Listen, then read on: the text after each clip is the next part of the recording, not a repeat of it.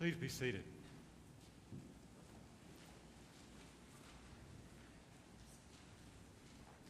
Just fair warning for both of the other services last evening and this morning, we have had serious gremlins.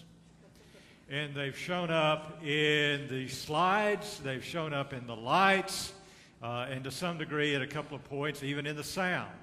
So if something happens, it's just Trinitarian goblins and gremlins. Don't worry about it. You know how when you begin to look back over your life at different points, you see that there were milestones, important events that you may not have recognized as such at the time. Sure, graduating high school is a big one, isn't it?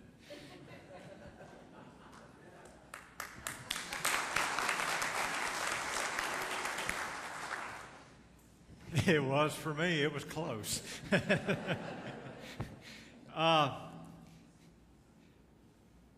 Going to junior high church camp for the first time was a big event for me. I had heard about it from all of my older friends, and I had heard about it from my father, who had been a counselor just about every year at junior high and senior high church camps. So when I was old enough that they said, you can apply this year, it was a big day for me. Now, all of my friends and everyone had told me about the 3 camps that were around the area that is where we would go for these. And so I was thinking which one I might want to go to. Well, you didn't have a choice, but I was imagining where I would like to go. And I applied, and everything was good. And then I realized, they told me, that I wasn't going to any of those 3 camps. I was going to a completely different campground. Okay. Well, come to find out, it was a Presbyterian campground. God forbid.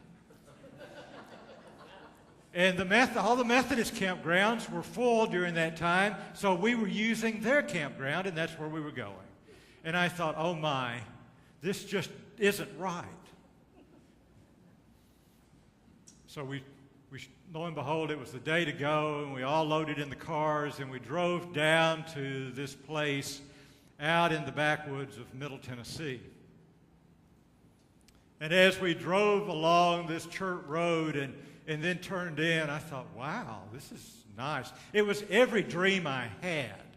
I mean, it was barracks with a bunch of bunks in them so that everybody was in there together, all the guys in one, all the girls in the others, mostly. We're not going to talk about that one today. But there were all these wonderful old buildings around, and there were trees and grass, and it was just absolutely beautiful, rustic sort of place. And there was a lake. I was disappointed at first because there was no swimming pool. It was a swimming lake. And they had a dock that went out, and then there was a T on the end of it. So we were allowed to go to the lake during our recreation time. And we were told in our orientation, now, when you go out, if you go to the left, that's shallow water. And if you can't swim, that's the side you go on. And if you go to the right, that's deep water. And if you're a swimmer, you can go to the right side. And they knew it would be self-policing. No one who couldn't swim didn't want to go on that side. And obviously those who could swim didn't want to be over there with those who couldn't. This was junior high, by the way. And that worked for about 10 minutes. And then we decided that it would be okay. And it was because the swimmers started it. I was a non-swimmer. That the swimmers started it, they would sneak over to our side and push us in. I'm sure you're surprised at that. Well, after the first time or two, we thought it was kind of fun, So we would sneak over to the swimmer's side and we'd push them in. And then if someone would come up to push us in, we'd say, no, I can't swim. So they would pick us up and take us over and throw us in the other side. So it was probably about the second or third day of this, and I decided I was going to go over and push someone in on the swimmer's side. And I did. And my friend from back home, who knew me very well, pushed me in on the deep water side.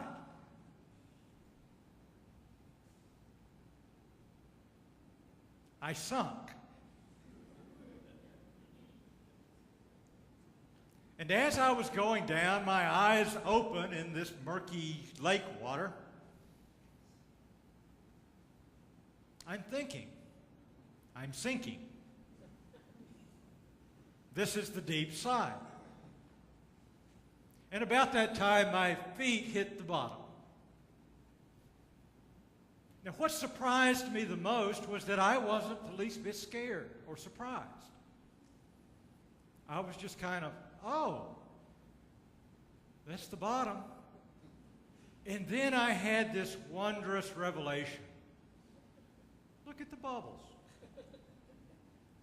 I learned a valuable lesson with that at that time that I used later when I learned to scuba dive, and that is bubbles always go up. So I'm there on the bottom, and I'm really kind of relaxed, and I think I need to do something about this. So I push myself off the bottom, and I break through the top of the water, and I dog paddle to the dock. I didn't know it was dog paddling. I didn't know what it was. I just knew I was getting out of the water. I climbed out. I gently reminded my friend that I did not know how to swim and acted like I was angry with him for the next few days. Curious thing happened to me in that bubble space. I went into the water one person, and I came out someone else. Something transformative happened to me in the bubble space. It's important. It was an important lesson for me, and it has stuck with me throughout life because, you see, I think that sort of thing happens, that we all have bubble spaces. I think that's what Nicodemus couldn't get in today's gospel. Nicodemus was a Pharisee, and before you start hating on the Pharisees, let's remember that if it were not for them taking charge of things and recalling everything to law and focus on law and Jewish tradition, there probably would not be Judaism or Christianity at this time. We make them out to be the bad guys, but in many ways they were the roots of our faith. They were the beginnings of this and what we have now. They focused very much on the law. And so Nicodemus goes up to see Jesus, and we don't know. We don't know if Nicodemus was a plant, that he was sent to get Jesus in trouble. We don't know if he was sincerely curious about who this dude was. But at any rate, he shows up and he looks at Jesus and he says, we have an idea that you're something beyond the ordinary. Who are you? Who are you? And so Jesus tries to tell him, and he just doesn't get it because Nicodemus is a literalist. He's sticking very closely to the law. And he knows how important this has been throughout all of these years. You stick with the law and you don't change it. He would have been a good Episcopalian. Every reason to not change. So he's standing there, and Jesus is trying to explain it, and it just goes over his head. You see, Nicodemus, by anchoring himself the way he did, was a maintenance kind of guy. They had gotten this faith back where it needed to be, and they were holding on to it, and they were going to maintain it as best they could. But what he couldn't hear from Jesus was that God's presence in the world now was not about maintenance. It was about transformation. It was about bubble space, if you will. You and I know about transformations. You've had them. I've had them. If you had not been part of some sort of transformative experience, you probably wouldn't be in this place right now doing what you're doing. But we know about the little ones. You know, that thing at the lake that day, that was not a huge thing in my memory, but at that time it was a great moment of transformation. And we know about those times when we have met whatever it is in life, unsure of what the other side would be, and we know that even through those experiences, we have been transformed. You see, this thing of being born again is not a single event. It's about being born again. It's about transformation that never stops. And it's not about asking ourselves, is God transforming me into anything? That's not the relevant question. God is transforming you. You are being saved. You are being transformed time and time again. The question that we have to ask ourselves is, what am I doing to aid God in my transformation? To aid God in my transformation. Am I participating in this in ways that are helpful to me? But it's an even bigger question than that, because you see, what Jesus said to Nicodemus that day is that God sent him into the world not to condemn the world, but that the world through him might be saved. So you see, it's about the transformation of the world, too. And that's our other question. Not is God transforming the world, but how do I participate in God's transformation of the world? Wow. That God would love us enough to be one of us, that we might be born again.